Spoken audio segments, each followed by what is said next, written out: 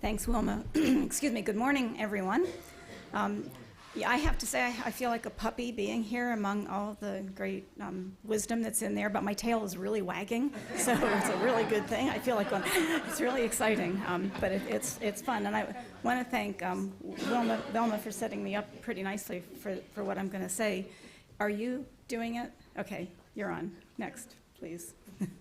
Oh, the clicker works? It does. So here we go, the elephant. I did a little modification because we have to be flexible, right? So I'm calling this Being Scientific in a Messy World, and maybe grappling with that elephant that's in the room.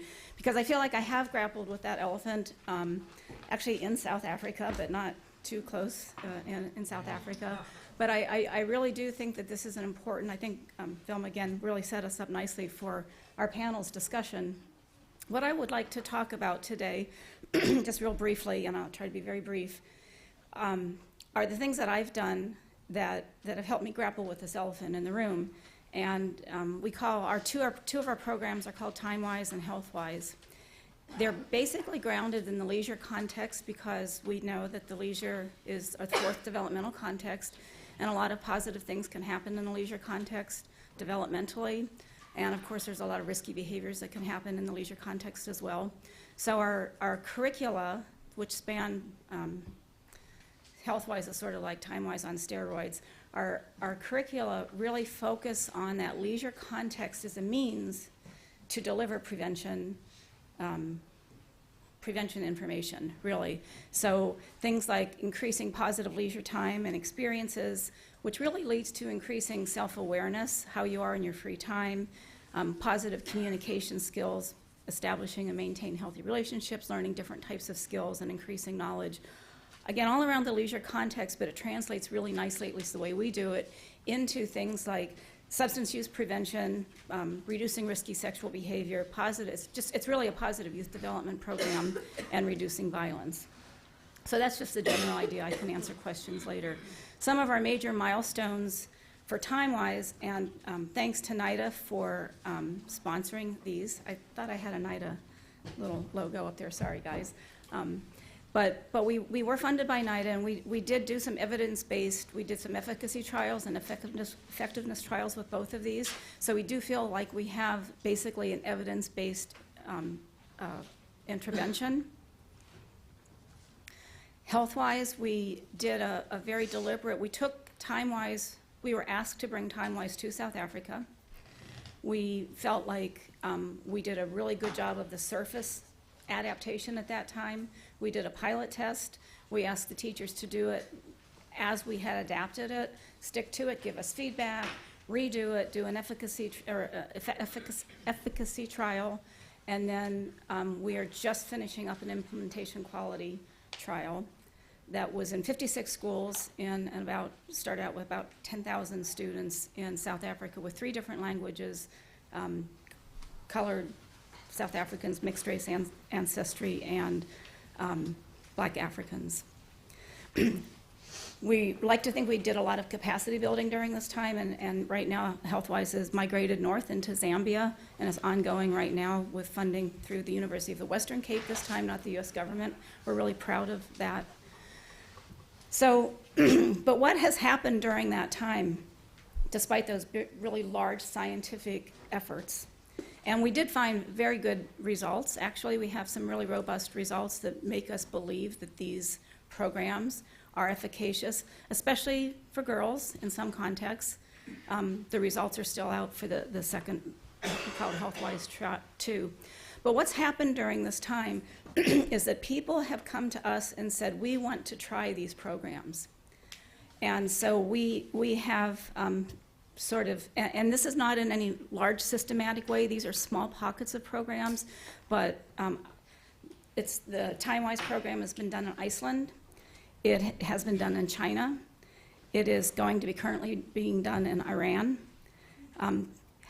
Let's see, where am I? HealthWise has migrated into Kenya in a very different form, and like I just said, in Zambia. And those have presented lots of elephants and lots of challenges that we've had to grapple with. And maybe we can talk about those at some other or during the panel discussion. But I thought maybe This is kind of operationalizing what we've been talking about already, and you can see the different focus. So I call this like universal concepts and needs versus local needs, focuses, and processes. We have this fourth developmental context called leisure that we believe in, and we have really good evidence that kids who are amotivated, not intrinsically motivated, bored in their leisure time, have a lot of developmentally problematic outcomes. Or if they're positive in those areas, they have a lot of really good developmental positive outcomes. So we believe in that product, and people have come to us and also believe in that product. But then you get down to the nitty-gritty, and how do you apply those theories and concepts? One of the things that we do is we have our theoretical, well, we have a number of theoretical bases, but one is self-determination theory. Now, self-determination theory in the Western world is really different than it is in Iran or in Malaysia or in China. And so how do we still take what we are doing and be true to what we want to do, but adapt it to those unique cultural contexts? And moreover, if you're in Iran in an all-girls school versus if you're in Malaysia in a Muslim community, but it's an indigenous community, it still looks different, but it's kind of the same. So those are the kinds of things that we've really tried to work with. It's been fun, but it's been very challenging and sometimes frustrating, but not too much. So then there's the idea of how do you deliver the content? Well, in the United States and time-wise, it was easy for us to do role plays. We used a lot of role plays. We did a lot of group kinds of work. When we first tried to do that in South Africa in a school that has very little resources with 50 kids, and sometimes classes are canceled willy-nilly, they said, "You want us to do role plays? Are you kidding me?" Absolutely not. It will be chaotic. We're like, oh, well, we have to do role plays, I guess, but we can't. So how do you deal with that? That's kind of the nitty-gritty. Some of the considerations I'll throw up there. When we first started in South Africa, one of the biggest questions is, can we work together? Do we have the same work ethic, or can we do this together?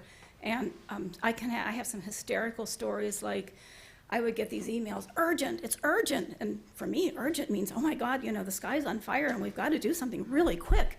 And it just meant, when you get around to it, could you please take a look at this as something? And I kept getting these urgent things like, oh my God, I'll never be able to work with these people. And then terms like just now. Well, just now means, I don't have time for my story, but just now means, well, maybe tomorrow.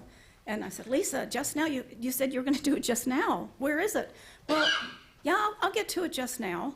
Like, well, just now is just now. So now we laugh at just now. Or what's youth?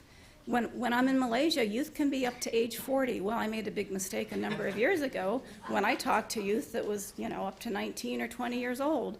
And no, in some contexts, some cultural contexts, youth is not that.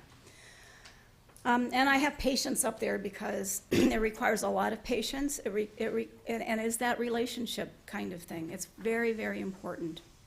But we've talked about all of this, so I'll move on. Because this is methodology section, I thought I'd show you our two methodology slides. This is really what HealthWise 2 is about right now. This is the implementation quality. We're trying to figure out, since it was an evidence-based program, can we apply it to different cultural contexts? Not just, we were first in the colored community, mixed race, and now we're in African Black, different languages. So I won't get into this. You can ask me about it if you want. The innovation of our design here, though, really is that we're using a factorial design. So it's not a randomized control design. And as I mentioned, we're in 56 schools. We have 7 schools in each experimental group. And we vary the condition, and the 3 conditions are looking at the effect of enhanced training of teachers.